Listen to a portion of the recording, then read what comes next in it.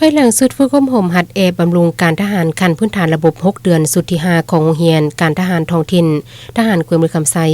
ได้อบรมหัดแอบมาเป็นเวลา6เดือนก็ได้มีการจัดตั้งซ้อมรบยิงลูกปืนแท้โดยนำใส่1หมวดทหารหาบสู่รบจังทาบุกตีศัตรูขึ้นในวันที่27มีนาคม2025นี้อยู่ที่สนามหัดแอบของโรงเรียนการทหารท้องถิ่นโดยภายใต้การชี้นำของสหายพันโทมังกรสิงห์โลคำหัวหน้าการทหารโรงเรียนการทหารท้องถิ่นทหารควรมือคำไซ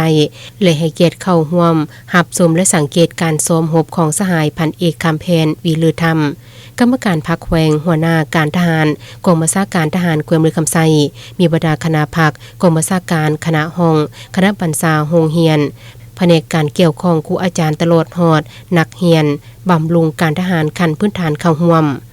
ก่อนจะดำเนินการซ้อมรบพันโทมังกรสิงห์โลคำหัวหน้าการทหารโรงเรียนการทหารท้องถิ่นก็ได้รายงานขั้นตอนการกะเกียมซ้อมรบยิงปืนลูกแท้ในครั้งนี้ตัวสหายพันเอกคำแพนวิลือธรรมกรรมการพรรคแขวงหัวหน้าการทหารกองบัญชาการทหารกวยมือคำไซพร้อมทางผ่านแผนห่างและแผนที่ต่างๆที่เกี่ยวข้องกับการซ้อมรบในครั้งนี้เพื่อรับประกันให้การซ้อมรบดำเนินไปด้วยผลสำเร็จอย่างจบงามจากนั้นสหายห้อยโทคำเพงไสยสิทธิ์รับผิดชอบบรรษาหมวดทหารหาบสู่รบจังทาบุกตีศัตรูก็ได้อธิบายแผนการในการกะเกียมเข้ายึดสนาม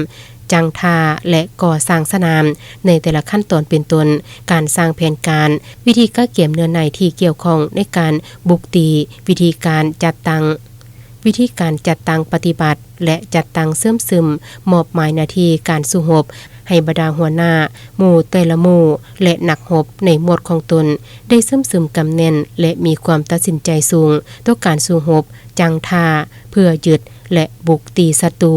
จากนั้นผู้แทนก็ได้รับชมการซ้อมรบยิงลูกปืนแท้ของ1หมวดทหารหาบจากนักเรียนบำรุงการทหารขั้นพื้นฐานระบบ6เดือนสุดที่5ด้วยความปลอดภัยและรับผลสำเร็จอย่างจบงาม